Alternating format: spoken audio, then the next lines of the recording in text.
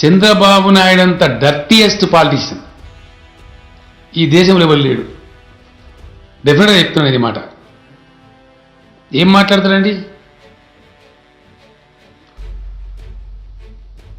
ఏం చేస్తావు నువ్వు మళ్ళీ ఎందుకు కలిసి లేనందుకు నీకేం అవసరం? నాకు అర్థం కాదు. నీ ఇష్టమా నువ్వు మాట్లాడే సొల్లు పురాణం. 4 ఏళ్ళు మోడీ సంఖ నాకుతావు, మోడీ సంఖలో కూర్చుంటావు మోడీ ఒళ్ళో. అప్పుడు అందరం మేము నువ్వు చెప్తే మోడీకి డబ్బా కొట్టాలి మేము. ఫైన్ మార్నింగ్ నీకు ఏదో ఉల్టా అవుతుంది. నువ్వు కాంగ్రెస్ రాహుల్ గాంధీ సంఖ నాకుతావు, మళ్ళీ మేమంతా కాంగ్రెస్ మరి రావన్నా అంటే ఏంది? నాకు అర్థం కాదు. నువ్వు మాట్లాడే అర్థం ఉందా నీకు? ఆంధ్రప్రదేశ్ ప్రజలు వాళ్ళకి చేతులెత్తి మొక్కాలి. ఈ డర్టీ పొలిటికల్ లీడర్ ఎట్లా భరిస్తున్నారు వాళ్ళు. ఎన్ని పచ్చి అబద్ధాలు మాట్లాడుతారండి. పచ్చి సిగ్గు కూడా పడాలి చంద్రబాబు నాయుడు అనే వ్యక్తి. కనీసం లజ్జా సిగ్గు అనేది ఉండాలి మనిషికి. ఏం మాట్లాడుతుండేది? ఎస్, ఈ should feel ashamed. I'm sorry. ఎందుకంటే ఈ మనిషే కదా వాదించండు.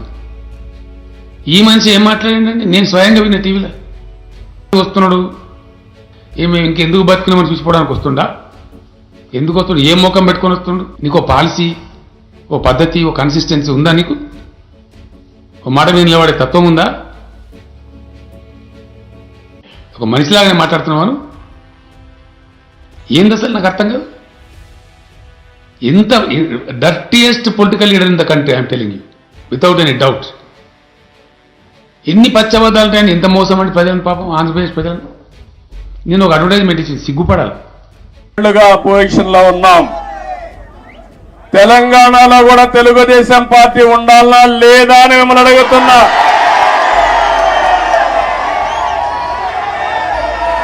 తెలుగు వారి ప్రయోజనాల కోసం తెలుగుదేశం పార్టీ ఉండాలనా లేదా అని మిమ్మల్ని అడుగుతున్నా. తెలంగాణ గడ్డ పైన పుట్టిన పార్టీ ఉండాలనా లేదా అని అడుగుతున్నా. తప్పకుండా ఇక్కడ పార్టీ కోసం పనిచేసిన కార్యకర్తలు ఉన్నారు. తొందరలోనే పార్టీని రీస్ట్రక్చరింగ్ చేస్తాం. మళ్ళా యువకుల్ని ప్రోత్సహిస్తా, యువ రక్తాన్ని ఎక్కిస్తాం, చదువుకున్న వ్యక్తులందరినీ కూడా తీసుకొస్తాం.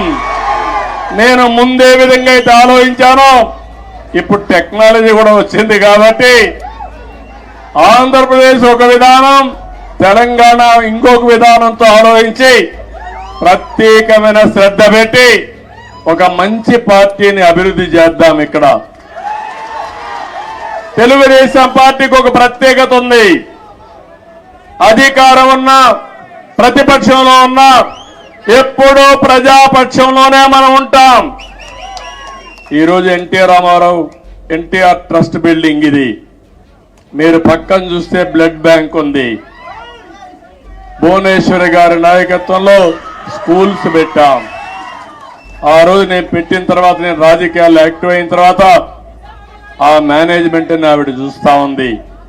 ఇంకో పక్క బసవతారకం క్యాన్సర్ హాస్పిటల్ ఈ రోడ్లోనే ఉంది. అది మన నాయకుడి కళ. ఆ రోజు ఆయన ఆలోచించాడు,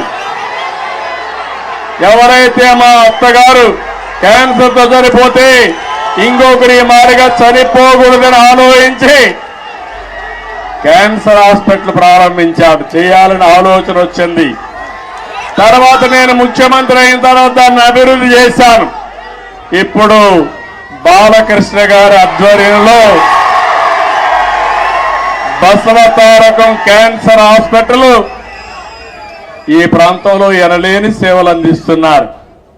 ఒక ఇన్స్టిట్యూషన్ పెడితే ఎప్పుడు కూడా మీరు ఒక్కసారి గుర్తుపెట్టుకోండి, తెలుగుదేశం పార్టీ ఒకే ఆలోచన. ఆ ఆలోచన ఏ విధంగా సరే ప్రజలకు సేవ చేయాలన్న ఆలోచన తప్ప పెత్తనం చేయాలని కాదనే విషయం మరొక్కసారి మీ అందరికీ గుర్తు చేస్తున్నా. అది ట్రస్ట్ కావచ్చు, రాజకీయ పార్టీ కావచ్చు, ఇవన్నీ కూడా ఆలోచిస్తాం. నేను కూడా పార్టీని రీస్ట్రక్చరింగ్ చేస్తాం.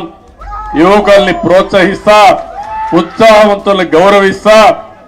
మళ్ళీ ఇప్పుడు నేను వేసే ఫౌండేషన్ ఒక 30-40 సంవత్సరాల వరకు పనిచేసే సమర్థమైన నాయకత్వాన్ని తయారు చేసుకుందాం, పార్టీని ముందుకు తీసుకుపోదాం. ఈ సందర్భంలో మీరు చూశారు, ఆంధ్రప్రదేశ్ రాష్ట్రంలో కూడా నేను ఎన్ని ఇబ్బందులున్నా పవన్ కళ్యాణ్ గారు కూడా ముందుకొచ్చి